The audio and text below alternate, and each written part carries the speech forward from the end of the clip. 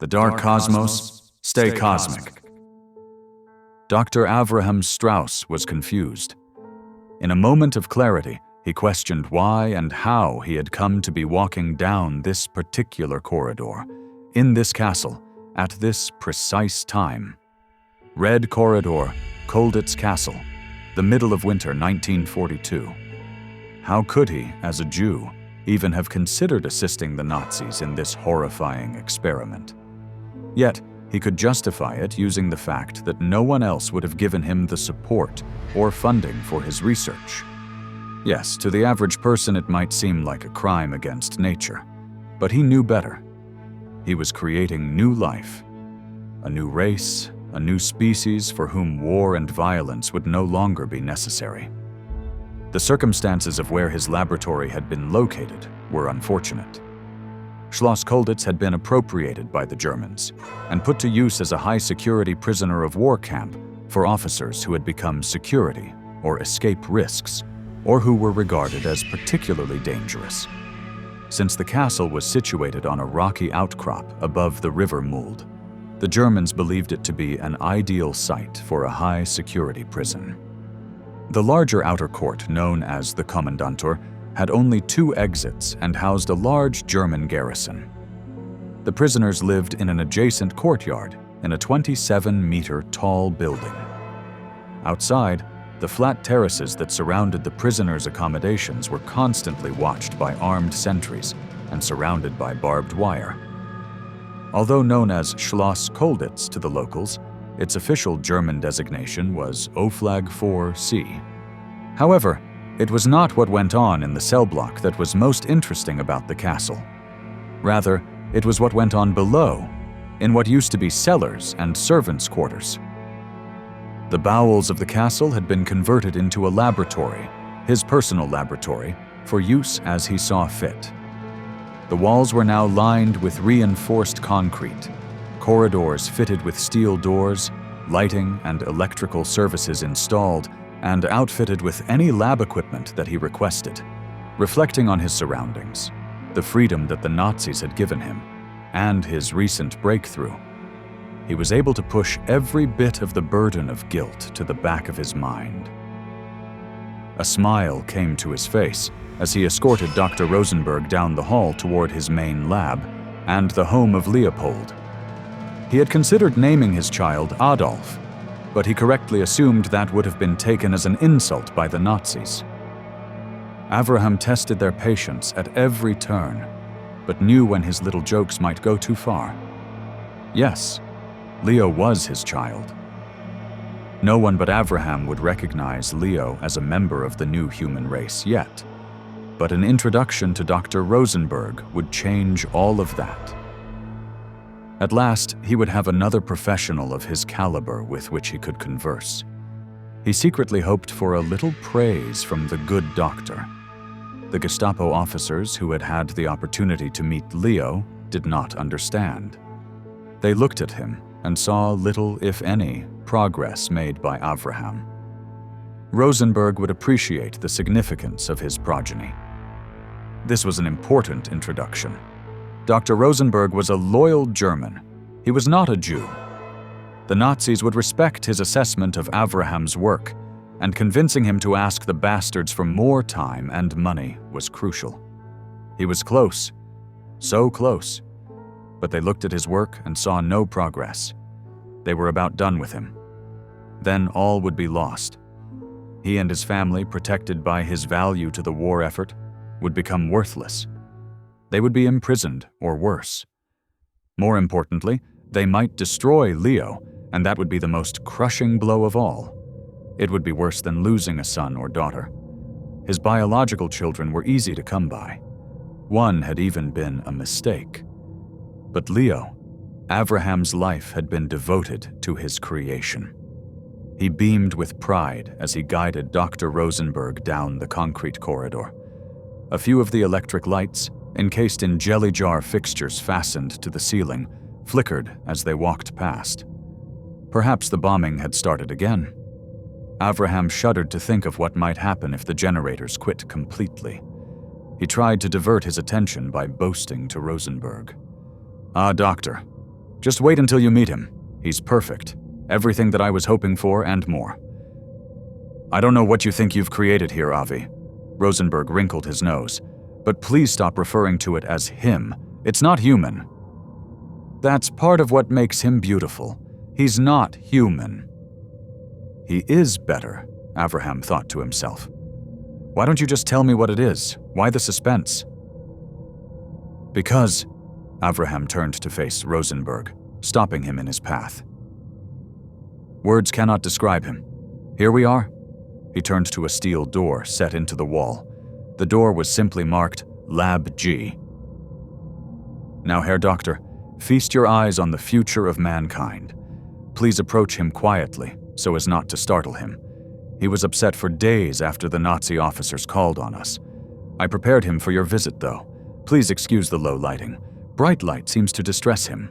Avraham opened the door slowly to reveal a dimly lit room with a large glass tank in the center. Cables, electrical panels with blinking lights, and some metal cylinders surrounded it. Tubes ran from the cylinders into the sides and lid of the tank. As they approached the apparatus, Rosenberg noted a button marked Löschen, meaning purge, in the center of one panel, protected under a glass cover and demarcated with black stripes on a yellow background. The tank appeared to be filled with water, although it had a yellowish tinge to it, and floating within was one of the most sickening things Rosenberg had ever seen. A large pink and gray mass, riddled with pulsing veins. It almost resembled a cow's liver, aside from the fact that it was 1.5 meters wide and about 3 meters tall. The massive piece of flesh wriggled in its glass cell. It suddenly recoiled from the sides of the tank, as if in reaction to their presence. Impossible, thought Rosenberg, as it had no apparent eyes or other sensory organs. Dr. Rosenberg, may I present Leopold? Rosenberg craned his neck to look up at the 5-meter tall tank and the abomination it contained. Why, it's nothing more than a tumor. Nonsense, cried Avraham, whipping his head around. Leopold has a mind. He has a soul. Bah! You and your talk of souls. There is no such thing, and you'd be wise to keep your opinions to yourself. Avraham looked at his feet. Of course you are correct. I did not mean to say soul. I merely meant that he is sentient. He thinks. Avraham nodded boldly. I'm a scientist, not a child. I don't believe in nonsense such as God and souls. However, that was not true. Avraham did believe that conscious beings had souls. It would not be sensible to express that belief in public, though.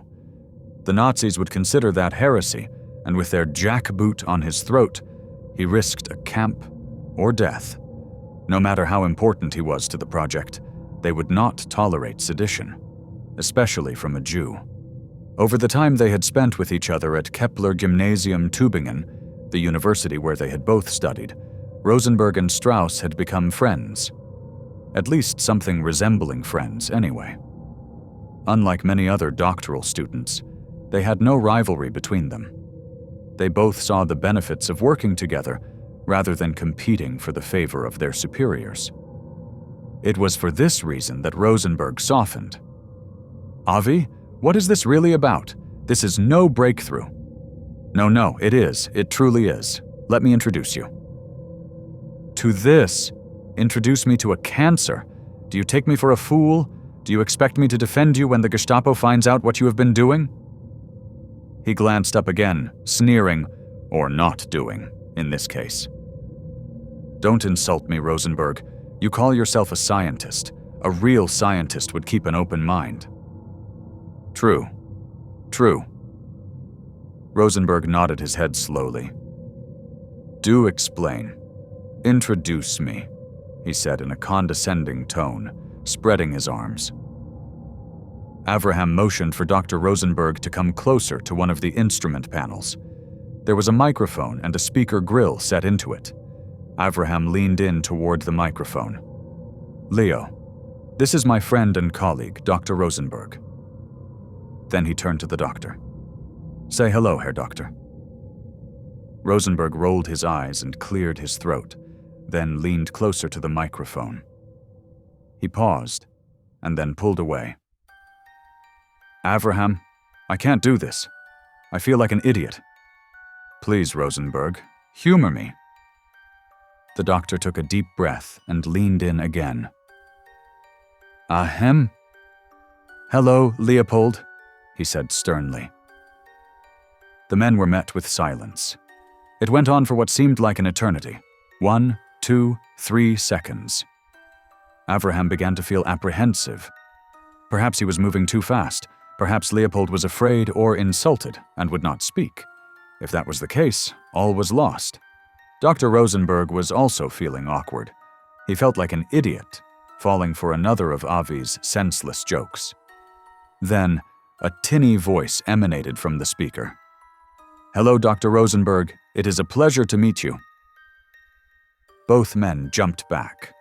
Avraham was smiling with joy, and Rosenberg was aghast. Ach, Gott in Himmel! Why, Rosenberg, I thought that you didn't believe in God, sneered Avraham. Rosenberg whipped around and pointed his forefinger at Avraham, inches from his face.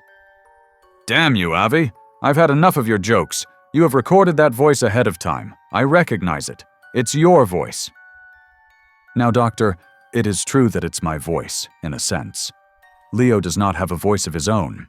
He cannot, since he obviously does not have the anatomy to form words. I have recorded the rudimentary phonemes of our language, and Leo uses the recordings to assemble words with which to speak. He's quite intelligent and fluent in several languages. Rosenberg thought for a moment. He was not sure whether to take Avraham seriously. Was this another joke? Was it an attempt to fool him into asking the Nazis for more time and money? Did Avraham actually think that his tumor could speak? Or worst of all, was it real? Avraham could understand Rosenberg's hesitation. Still don't believe, eh, Rosenberg? Go ahead. Ask it anything you wish. I couldn't possibly have recorded answers to questions that I wasn't prepared for. Dr. Rosenberg hesitated again, still feeling a bit foolish conversing with this thing. Nevertheless, he continued. What are you? I am Leo. Of course, but I didn't ask who you are. I want to know what you are. I am Leo. Humph. All right, Leo. Do you know where you are? Yes, replied the tinny voice. I am in Lab G in the cellar of Schloss Colditz. Rosenberg's stomach dropped, and his blood turned cold. Mein Gott, he whispered. Is there a problem, Doctor? Rosenberg ignored the question. What year is it, Leo? 1942, although time means little to me. It is not just answering questions, thought Rosenberg. It is reasoning with me. Wer ist unser Führer und Reichskanzler? Your Führer is Adolf Hitler, although that is not relevant to me. I have no leader. Rosenberg scowled at Avraham, clearly angered. What do you mean, you have no leader? Reichskanzler Hitler is your leader.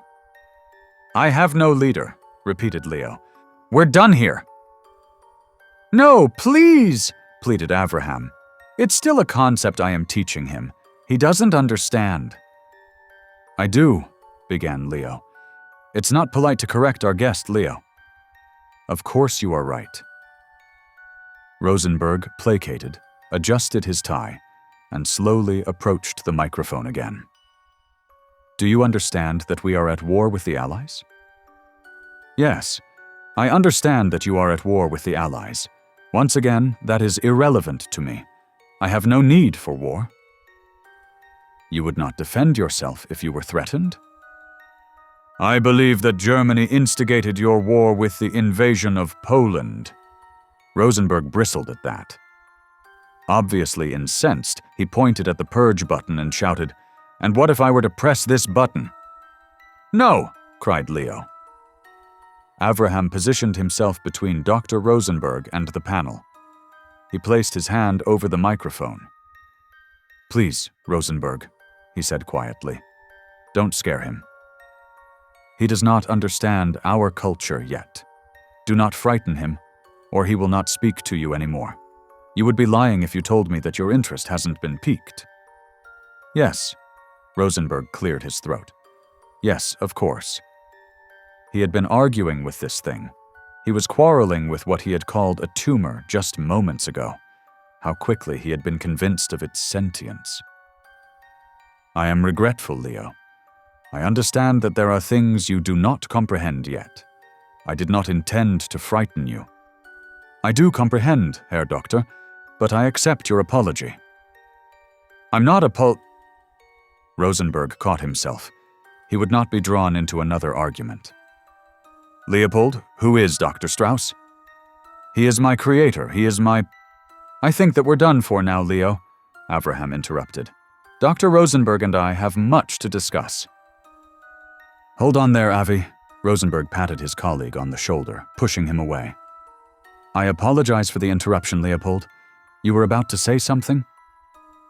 I think that I understand your initial question, Dr. Rosenberg. I know what I am. Rosenberg smiled. And what is that, Leo? What are you? Leo's reply was flat and factual. I am Dr. Strauss's child. Avraham sat at his desk across from the astonished Dr. Rosenberg. He allowed him to have the comfortable chair and had fetched him some hot tea.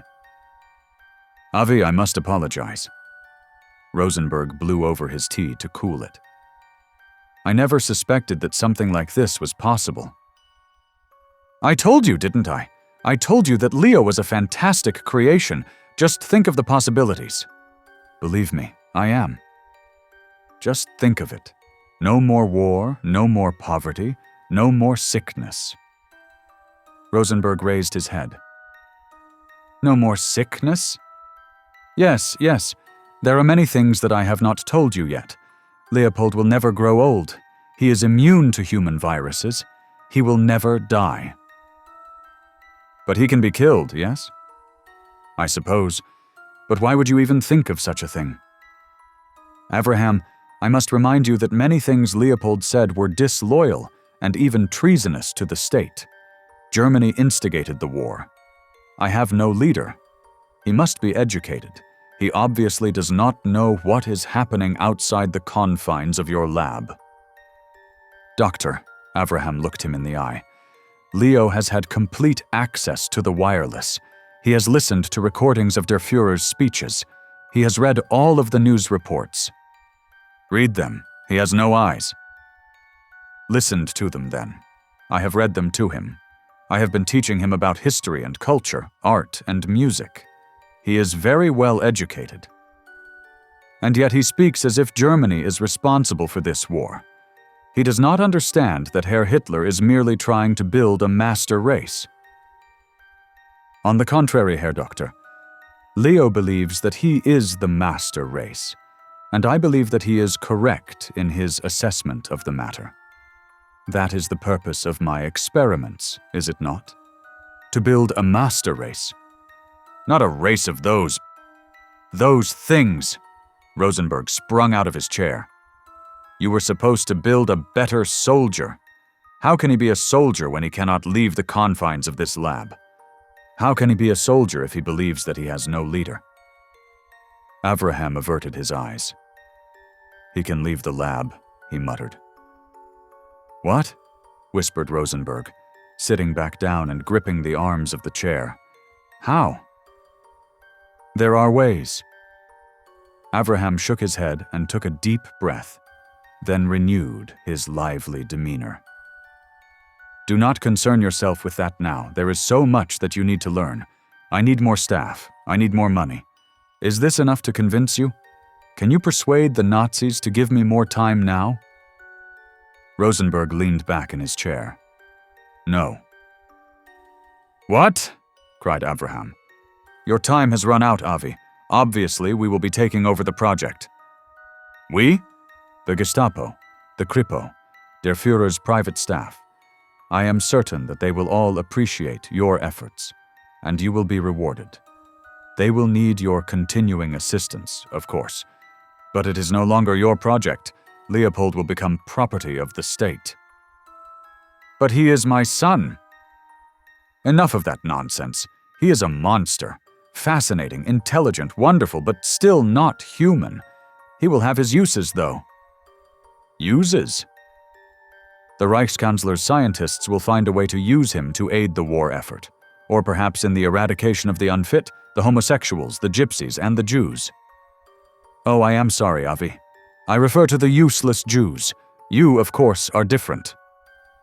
That's completely unacceptable, cried Avraham. I will not stand for it. You, nor anyone else is taking Leo from me. It will be difficult without funding or a lab, but I will find another way. I will take Leo and leave. I refuse to have him exploited like that. He is worth far more than a soldier, or a virus, or a tumor, as you first called him. Rosenberg shook his head slowly from side to side. Avi, my dear Avi, he said, as if talking to a child. No one can ever leave here. You know why. What do you mean? The prisoners, you, your family. And now, since I know what has been going on here, even I will never be allowed to leave this place. Even discounting your work with Leopold, how many of the prisoners have you experimented on? I don't know, but it was in the name of science. Look at what their sacrifice has given us. It does not matter, Avi. If Germany should lose the war, and they will not, but just for the sake of imagination, we would all be tried for war crimes for what we have done. It does not matter whether or not our intentions were good. In addition, when Germany wins the war, there will still be those who will not understand. They will say that we have committed crimes against fellow humans. You understand that, don't you? I suppose, but there are no buts, Avraham. We finish our work. We make ourselves as useful as possible, and we just may live to see our children grow up. Avraham stood silent for a moment. He was shaking, not knowing if it was from fear or anger. No, Number, I will not stand for it. I would sooner destroy Leopold and my entire lab before I give him over to the Nazis. Avraham, you don't know what you're saying. I know very well, Herr Doctor, he spat. The Gestapo could take me if they wish, but no one will take Leo. I will kill him. Take that to your Nazi friends. Dr. Rosenberg did not utter another word. He simply turned his back and walked out of the office, not even bothering to shut the door on his way out. Avraham sat down at his desk and held his head in his hands. What would happen now? Adjacent to the office, in the dimly lit laboratory, Leo shifted his massive body in the tank. He was also shaking, or at least as close to it as he could come. His tinny voice could barely be heard emanating from the speaker. It almost sounded like he were crying, if such a thing were possible. You would kill me, Father? Several uneventful days passed. Avraham began to think that perhaps Rosenberg's threats were baseless. He continued his work with Leo, which mostly consisted of educating him. Avraham occasionally took biopsies and samples of the fluid that Leo floated in. Nothing out of the ordinary. However, he noticed that Leo had become withdrawn. He answered Avraham's questions abruptly and concisely, when he had always been a bit of a chatterbox before. Is something wrong, Leo? No. I believe that there is, said Avraham, as he pulled a chair over in front of Leo's tank and straddled it backwards. You are concerned over what Dr. Rosenberg was saying, aren't you? No, Father. I think yes. Well, you have nothing to be worried about, Leo. I will never give you over to those animals. I feel the same way about them that you do, but we must learn not to express those feelings so freely. You would have me lie?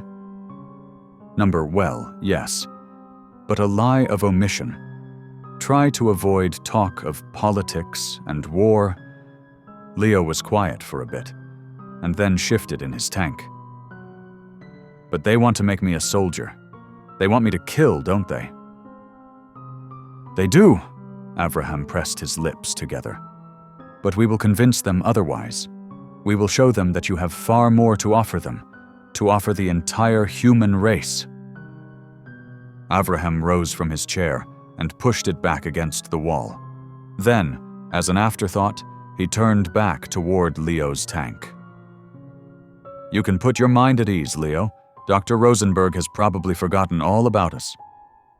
Suddenly, it was as if the fates, the white-robed incarnations of destiny, had been awaiting his statement. There was a knock at the laboratory door, and then the person behind it opened the door without even awaiting a reply. It was Haltenbrunner, a captain of the local Kriminalpolizei, or Kripo for short. He had 2 officers with him who waited outside the door as he entered. "Hauptmann Haltenbrunner, to what do I owe the pleasure of your visit?" Avraham realized that he had forgotten the customary greeting. "Heil Hitler!" Haltenbrunner raised his hand absent-mindedly. "Heil!" "Again, I ask, what can I do for you, Herr Hauptmann?" At first, Haltenbrunner ignored Avraham and strolled around the lab, running his gloved finger through the dust that had accumulated on some of the unused equipment. Then he released a heavy sigh. "There has been an accident," he said without emotion. "Your wife. I'm sorry to inform you that she is dead." Avraham's stomach dropped. He began to shake and stumbled for the chair.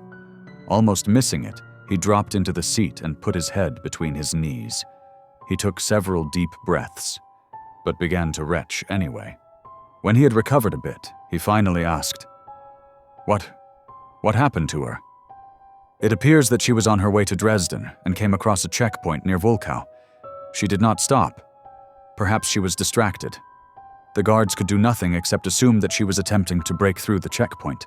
There was a short chase and she was shot." "Quite a shame, if you asked me." "What was she doing on the road to Dresden? We have no family there." "Perhaps she was visiting the market." "Number she goes to the market in Hohenbach. It's only a short distance away." There was a long, awkward period of silence. Avraham continued to look at the floor, and Haltenbrunner simply stared at him, waiting. "Do you doubt what I say, Dr. Strauss?" "No, Herr Hauptmann," replied Avraham. "No, of course not. It's just—" Haltenbrunner showed an absolute lack of emotion. "Nevertheless, we will need you to come with us to collect her body." Avraham stood, unable to speak, and waited for the 2 officers to enter the room and guide him away. Almost as an afterthought, but obviously coolly calculated, Haltenbrunner added, "It is times such as this, Herr Doctor, that make a man wonder if it's worth putting his work ahead of his family." Avraham could detect a bit of a smile on the captain's face. "At least you still have your children." 2 days went by, and Avraham had not returned to the lab. Leo did not become worried. He had access to all of the nourishment that he needed, both nutritionally and intellectually. He understood what had happened, and he understood that Dr. Strauss needed time to grieve. Leo himself did not see the point of it, but he appreciated the fact that humans were different, emotionally fragile creatures. It was late in the evening when the lab door clicked open. Leo's heart, if one could call it that, leapt for a split second at the thought that it could be Avraham returning, but he instantly realized that it was, in fact, Dr. Rosenberg. He knew that emotions were useless, yet he became anxious upon seeing Rosenberg in the lab. "Good evening, Herr Doctor," said Leo. "It is a pleasure to see you again. I am afraid that Dr. Strauss is not in the lab today. He has experienced a loss recently, and apparently needs some time to recover." "Good evening to you, Leopold," began Rosenberg. "I am aware of the death of Avraham's wife. I have already paid my respects and given my condolences. However, it's not Dr. Strauss that I have come to speak with. It is you." "I was under the assumption that you thought I was below your station, Herr Doctor. I believe that you described me as a tumor." Leo felt a wave of satisfaction as he made that snide remark. He felt anger, feel. What was happening to him? Now, Leopold. That was before Avi explained what you really are. I mean, who you really are. "And what is that, Herr Doctor?" Well, you are a person, an individual, a conscious being, if you will. There was a moment of silence. Leo shifted in his tank. Then what is it that you have come to speak about, Herr Doctor? Please, please call me Rosenberg, and I'll call you Leo. Fine, Rosenberg. What is it that you have come to speak about? Rosenberg strolled about the room slowly, approaching the equipment, dragging a finger across the control panel in front of Leo's tank, and pausing almost sensually near the button marked Lucian. Leo tensed. I will be taking over the lab for a while, Leopold. Leo, Dr. Strauss is going to be unavailable for a time, I'm not sure how long, taking care of his children. But I am his child also. Why would he forsake me to care for them? Rosenberg turned away so that Leo could not see the satisfied sneer that curled his lips. Well, Leo, he loves them. Can you understand that? I mean, he cares for you, but you are not really his child. At least it's obvious to me that he doesn't feel that way. Leo felt something again. He was unsure of how to describe it. Empty, sad, worthless, ashamed, betrayed.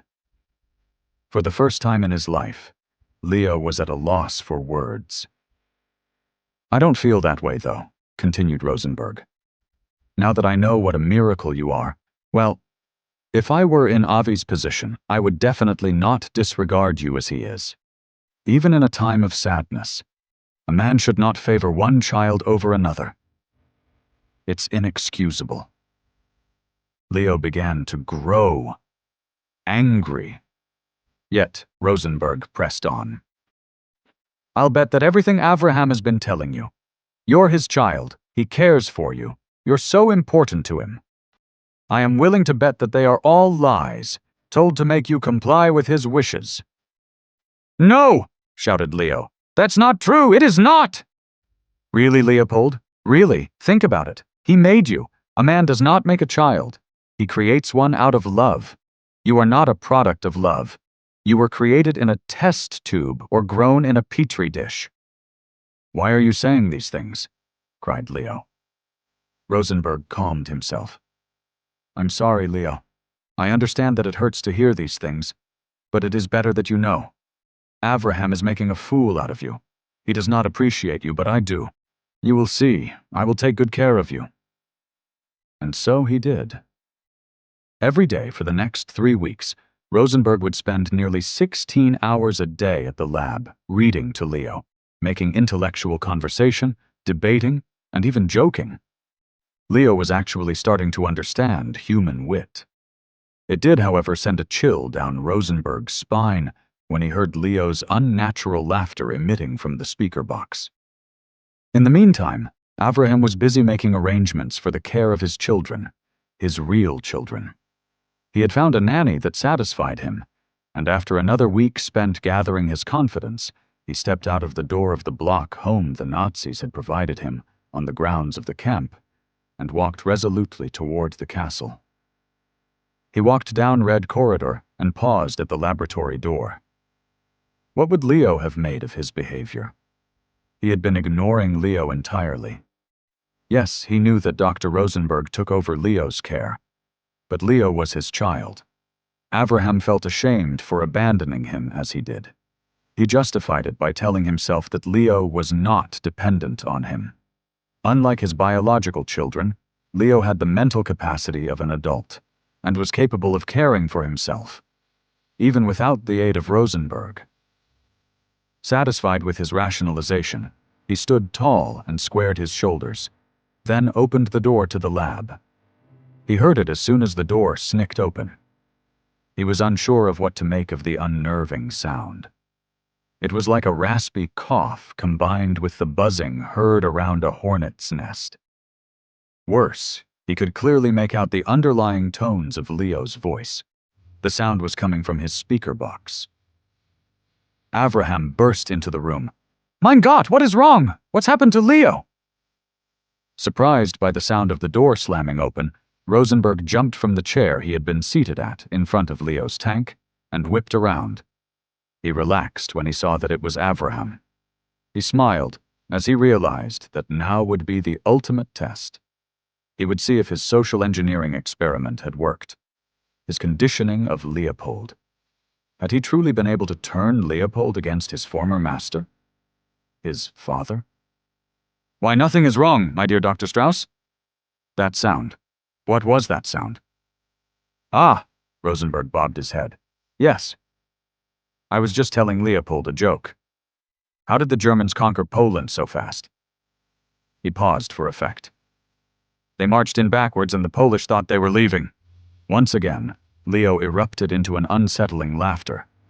Avraham did not know whether to feel horrified or astonished that Leo was developing a sense of humor. Humor meant feelings, and that... oh my.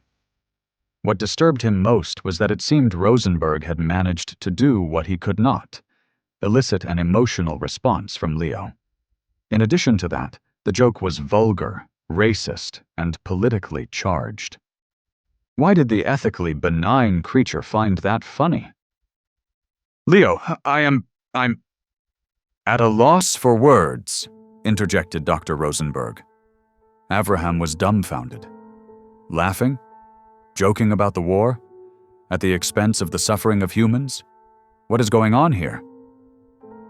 "Leo is just becoming a good German, Herr Doctor," Rosenberg taunted. Avraham was incensed. "I've had quite enough of you, Rosenberg." He turned to Leo's tank. "Leo, stop at this instant." Leo fell silent.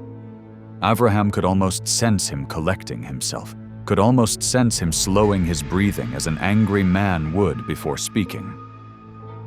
"You are not my master, Father. You have no right to tell me what I can and cannot feel. There is only one man who I am accountable to now."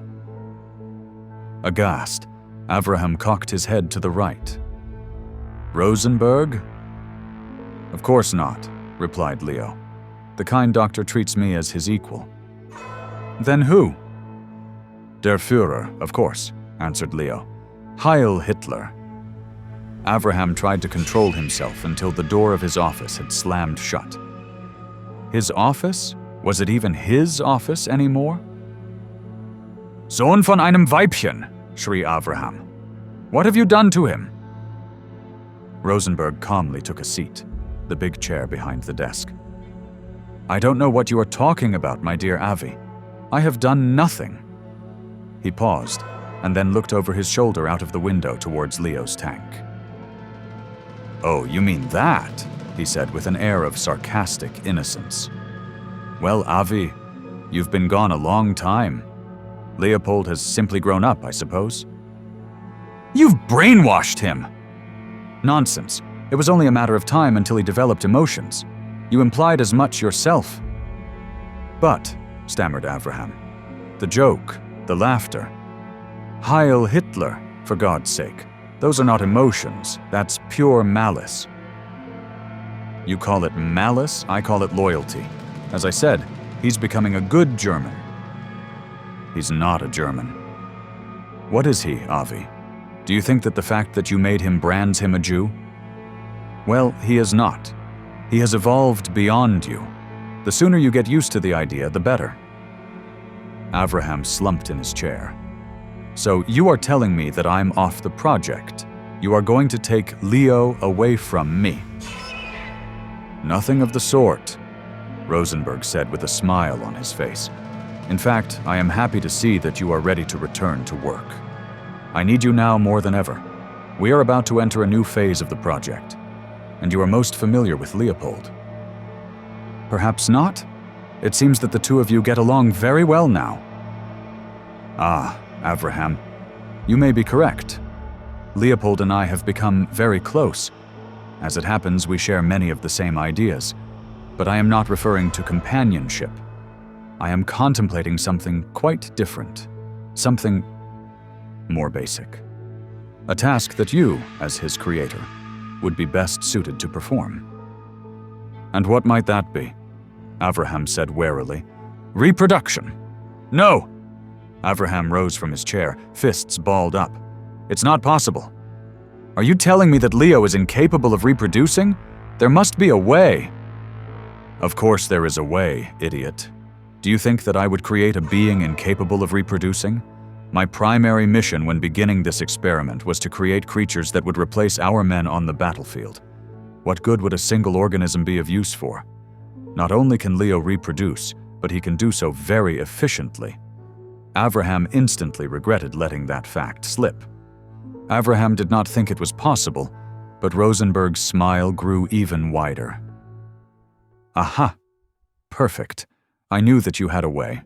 So why did you claim it was impossible? Because I would not even consider allowing it until Leo reached maturity. I did not know how intelligent he would become. I didn't realize that it was even imaginable that he would develop emotions. Avraham paused. And I certainly didn't think that he could be capable of such malevolence. Once again, Avi, what you and I consider to be hatred are two very different things. In fact, I find Leopold to be quite likable. That in itself disgusts me. Nevertheless, you will assist me, one way or another. Avraham once again fell into his chair, emotionally spent. He knew that he had lost the argument. Dr. Rosenberg would go to any lengths to get what he wanted. He had already killed Avraham's wife. He knew that his children would be next. There was nothing else to be said, so he began to weep quietly. More than a month passed. Doctors Strauss and Rosenberg worked side by side in the laboratory each day. Rosenberg insisted that they quicken their pace and increase the time they spent in the lab, but Strauss insisted that at the very least he be allowed to rest on the Shabbat. Rosenberg relented. He required Avraham to be compliant, and the best way to achieve that would be to restrain himself from pushing Avi to his limits. He already suspected that Avraham was dragging his feet.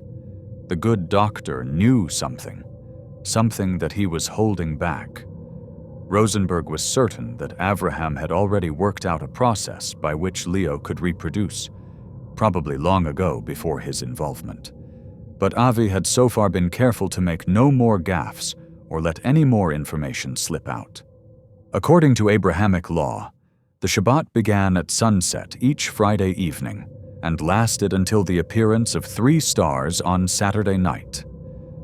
Rosenberg found the notion foolish, but it did provide him some time alone with Leo. Dr. Rosenberg would often spend the entire night talking with him, as Leo had no need for sleep. Their time spent together during Avraham's Shabbat always served as a good time for Rosenberg to reinforce his ideas and not offer Avraham the chance to cause Leo to second-guess the philosophies that he had put so much effort into instilling in the creature's mind.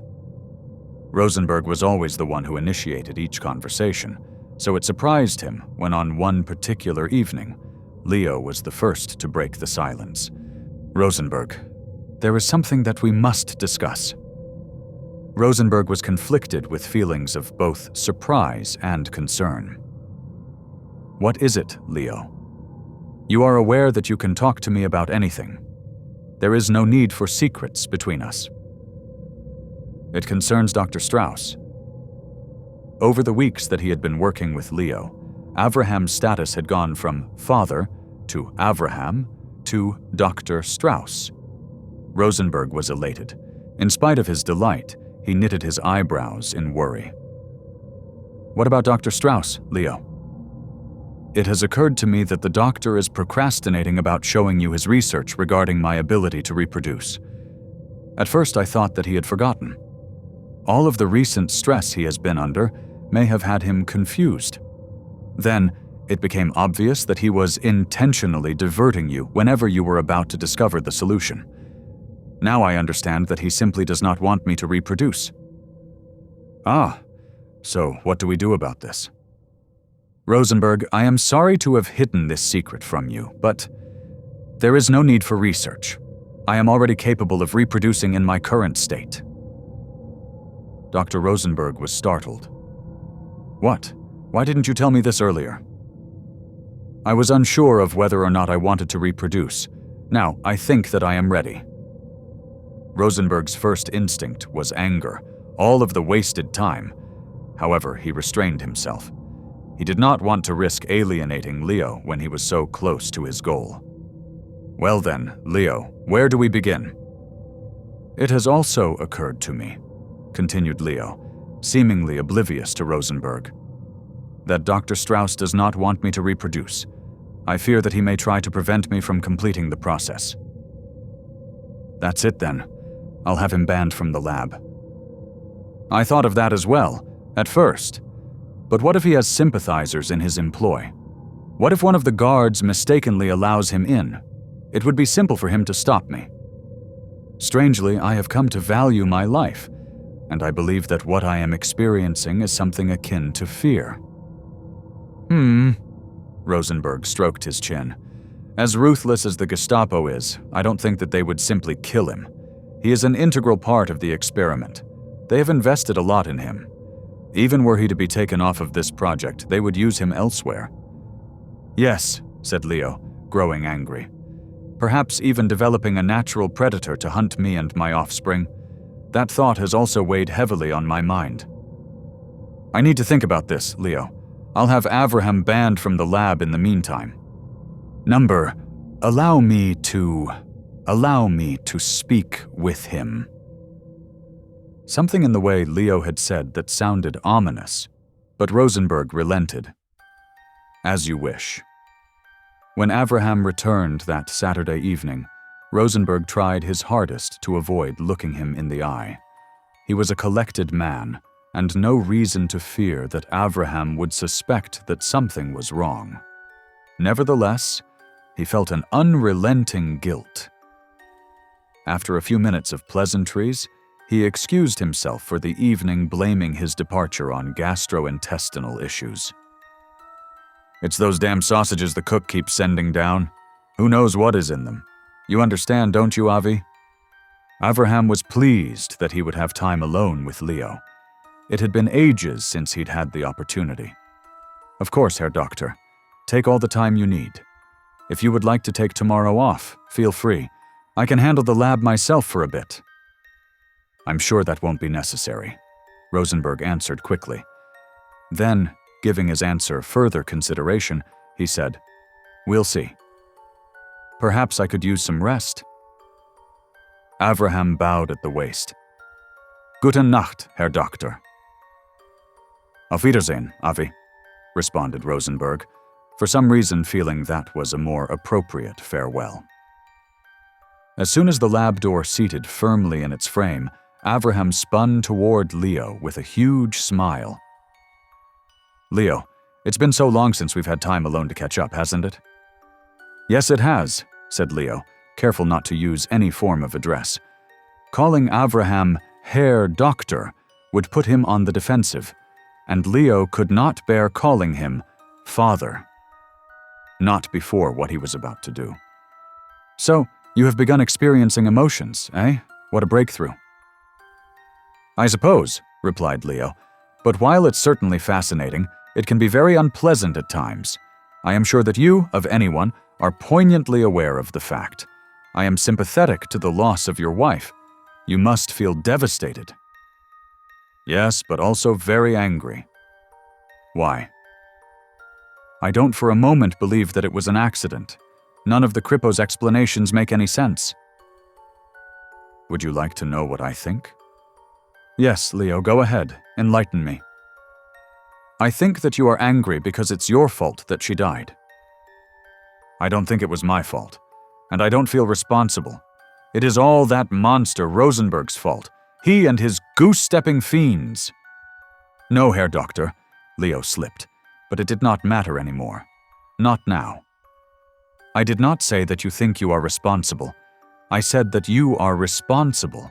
I have evolved beyond you. I can distinguish facts that you cannot. I assure you there is absolutely no doubt that it was your fault. How can you say that, Leo? You must feel terrible, Avraham. Leo pressed on, voice growing louder. You don't deserve to live. You will just end up ruining more lives, those of your children, perhaps. Avraham's eyes grew wide. What are you saying, Leo? Without warning, a strange feeling overcame Avraham. His stomach dropped, and he felt as if he were falling. His vision blurred and turned to a bright white. His arms and legs began to tingle and went numb. As the bright light shining into his eyes, no, the light within his eyes, began to dim, he found himself in his office, extracting a Luger from the top drawer of his desk. His desk? Not anymore. He had not put the pistol there. His vision paled once more, and this time, when it dimmed, he was standing in front of Leo's tank. Now he held the pistol against his right temple. He could feel his forefinger tightening, the pressure on the pistol's trigger increasing. What's happening? A pause. Then, with a touch of what could be described as melancholy in Leo's tinny voice, came the words, "Goodbye, Father." Rosenberg hesitated at the laboratory's door when he arrived on Sunday morning. Somehow or other, he was going to have a problem on his hands. He knew which situation he preferred. He would pray if he believed there was a God. His chest tightened as he unlocked the door, stepped inside, and surveyed the situation. "Oh my, Leo," Rosenberg said flatly. "What have you done?" "Good morning, Dr. Rosenberg," said Leo in a cheerful voice. "Leo!" Rosenberg was confused. "Ah, you are referring to Dr. Strauss? It seems that the guilt he experienced over the death of his wife was too much for him. It looks as if he took his own life." "Somewhat convenient, don't you think?" "Well, I must admit that I helped him a bit." "How? You can't leave your tank." "I have my ways, Herr Doctor. You need not bother yourself with trying to work it out. Your mind is doubtless too simple to comprehend such a complex matter." "Try me." "All right then, this may be a bit painful." "What?" Suddenly a bright light flashed in Rosenberg's eyes, and an icy spasm caused him to jerk his head back. He thought that he might have been having a stroke. Then, as if by magic, he could see, in his mind's eye, what Leo was talking about. Leo had placed the idea into his mind, the same way that he had placed the idea of suicide in Avraham's mind, no doubt. But even Rosenberg's simple mind could discern a vast difference between an idea and action. Causing Avraham to commit suicide, that was pure mind control. Rosenberg once again let his eyes wander to the button protected under the glass cover. He grasped the idea that he may someday have to press that button, perhaps soon, before he was no longer capable. The thought that Leo may be reading his mind at that very moment caused him to look away quickly. He pushed the thoughts from his mind, replacing them with considerations of how he would handle Avraham's death. Surely, Haltenbrunner would have questions. He would immediately suspect that Rosenberg had a hand in it. After all, to anyone unfamiliar with Leo, it would seem that only 2 men were in the room at the time. He went into Avraham's office, now formally his office, and placed the phone call. Having decided on calling it a suicide and leaving out the details, he relayed the facts as efficiently as possible. Yes, Herr Hauptmann. I will wait for you here. Touch nothing, I understand." He paused while Haltenbrunner said something. Auf Wiederhören. Heil Hitler. After replacing the handset into the phone's cradle, Rosenberg went back into the dimly lit room with Leo. He tried to avert his eyes from the mess on the floor, but he noticed blood and bits of brain matter stuck to the side of Leo's tank. "I'm afraid that it's going to be bright in here for a while, Leopold. The Kripo will be here soon to investigate, and someone will obviously need to clean up." "That's quite all right, Herr Doctor," replied Leo. "I will require complete darkness for the next stage of my development. You will find a tarp to fit the tank on the storage shelves at the back of the lab. If you would be so kind, please drape it over." Despite Haltenbrunner's warning not to touch anything, Rosenberg used some old cloths he found on the shelves to wipe the gore from Leo's tank before draping the tarp over it. He looked around the lab, clueless as to where he would put the blood-soaked rags. Leo noticed him. "Over here, Rosenberg. Just put them into my tank. I'll dispose of them." "But, put them into the tank, Rosenberg," he said with authority. Rosenberg walked meekly to the edge of the tank, hesitant about approaching it. He carefully climbed the scaffolding alongside it and dropped them through a hatch in the top. He watched as they slowly descended into the liquid, imparting a pinkish tinge to it as they sank. The doctor had barely gotten down from the scaffolding when the lab door opened, and Haltenbrunner and his goons burst in without even announcing themselves. Information was exchanged, and eventually people from the coroner's office came to collect Avraham's body. "Ahem," Rosenberg addressed the men as they were removing the corpse. "Will someone be by to, clean up the rest?" "Not our responsibility, Herr Doctor." "Of course not." Rosenberg walked back to the office. He picked up the phone once more and dialed the switchboard. "I need a cleaner in Lab G as quickly as possible." "Jawohl, mein Herr," came the answer. While Rosenberg waited for the housekeeper, he contemplated what would happen next. There would be no investigation, of course.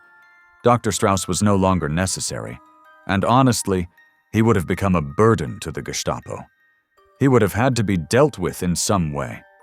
He could obviously never have been allowed to leave Schloss Colditz. So as frightening as things may have seemed, Leo had actually done a favor for everyone involved. There was a knock at the door. Rosenberg opened it and permitted an old cleaning woman to step into the room. She was dressed in a gray shift and shapeless hat, and dragged along a mop and bucket filled with dirty water. "I think it's pretty obvious what needs to be done," explained Rosenberg. The old woman remained quiet. Rosenberg continued to speak, but slowly became convinced that the woman was a mute, as she did not respond. "There are rags on the shelves in the back, and a slop sink to change out your water. I imagine that you will need to do that several times. Please be careful as not to upset any of the equipment and stay away from the tarp. Under no circumstance are you to touch it or even approach it." The old woman smiled a big, mostly toothless grin and confirmed Rosenberg's theory. She had no tongue, probably cut out by the Gestapo. What better way to ensure that no secrets would leave the castle? He shook his head in disgust. There was a line that even he would not cross. "I'm afraid that I must lock the door. I am sure that you understand. I will be back to let you out after having some coffee. If you need to leave before then, call the switchboard, and they'll have someone come to fetch me from the canteen." The old woman nodded and smiled again. Disgusting. As Rosenberg made his way for the door, he turned once more to remind her of his instructions. "Remember, do not approach the tarp under any circumstances." Rosenberg walked out, and the last thing he heard was the laboratory's door lock snapping into place. Rosenberg returned from the canteen around 6 in the evening. He had been sidetracked on his way back to the lab when a Gestapo officer pulled him from the hall and into his office to discuss the situation with Avraham. Dr. Rosenberg had been gone much longer than had intended. Oh well, he thought, the old woman would not mind. She had no doubt had some time to relax. It was that much less time she would have to spend mopping up the latrines later. When he opened the door, he noticed that the lights had been dimmed again. Why? Had Leo instructed the woman to do it? That would be bad. The tarp was still wrapped around the tank, so Rosenberg turned some of the lights back on and immediately saw that the old woman had already gone, but the idiot had left her mop, bucket, and rags there in the middle of the floor. He walked closer and noted that the water in the bucket had changed from dirty gray to dark red. Then, the realization dawned on him. How did the old woman leave the lab? The door had been locked. No one could either come or go without the proper code. Only he, Avraham, and certain officers knew it. He eyed Leo's tank with dread. All of his instincts begged him not to lift the tarp, yet he knew that he must. He dimmed the lights again and walked partway up the tank's scaffolding. His pulse quickened and his breathing grew heavy. Rosenberg grasped the bottom of the tarp and slowly lifted it just a few feet. Just enough to get a glimpse of Leo. Just enough to reassure himself that, "Scheiße, mein Gott!" Rosenberg's eyes went wide with disgust. The old woman's face was floating on the other side of the glass, just inches from his own. Unlike his own, though, it was only a face. No eyes, no musculature, not even a skull behind it. It floated there alone, suspended in the fluid and rippling like a piece of wet parchment. He dropped the tarp and scrambled down the scaffold, slipping on the still wet floor, and ran toward the sink. Recognizing that he would not make it, he changed his tack and headed for the housekeeper's bucket. Even so, he did not make it more than a few steps before he fell to his knees and vomited. Scrambling to his feet, he ran, slipping again, this time in his own mess, and tried to get to the lab door. As he reached it, he saw a familiar bright light and felt the icy spasm that he had before when Leopold placed the idea in his mind. "Is there a problem, Herr Doctor?" Falling to his knees and then sitting on the floor with his back to the door, Rosenberg whispered, "Leo, what have you done? Why?" Leo paused while he thought about the easiest way to word his explanation, and then answered, "She really served very little purpose in her current role, Rosenberg. I have begun the process of reproduction, and I need additional sustenance. The woman provided a good source of quick calories, plus iron, keratin, and proteins. She was of far more value as a food source than as a cleaning woman." "That's absolutely ghastly, Leopold." Rosenberg could feel his gorge rising once again. "You have nourishment. It is fed directly into your tank. I could get you more any time you would like. Why would you take the woman?" "I needed food quickly, Rosenberg, and you weren't here. I did not know when you would return. Besides, the liquid diet that you and Avraham were feeding me will not be sufficient any longer." "Meat, then. I can bring you meat." "No, Herr Doctor," Leo interjected. "It must be live meat." "Lots of it." "I can bring you animals, then," pleaded Rosenberg. "I cannot will a cow or a swine to walk the scaffold and enter the tank. Their minds are too simple. No, Rosenberg, you know what you must do." The laboratory door clicked open. Leo trusted that Dr. Rosenberg would bring him what he needed. They had come too far. They must see this through to the end. Nevertheless, as Rosenberg left the lab, head hung low, he again glanced over at the purge button. How he longed to press it. But he was thinking the same thing that Leo was. They had come too far. They had crossed a line. Now the only way out was to press on forward. Consequently, for the next 10 days, Rosenberg called a variety of people: cleaners, guards, messengers, and even a young officer. He dared not enter the lab with them. He would just unlock the door and excuse himself with some concocted reason, telling the victim to enter the lab and wait for him. On a few occasions, he waited outside the door and listened, but heard nothing. Each time, upon his return, he found no trace of the sacrifices.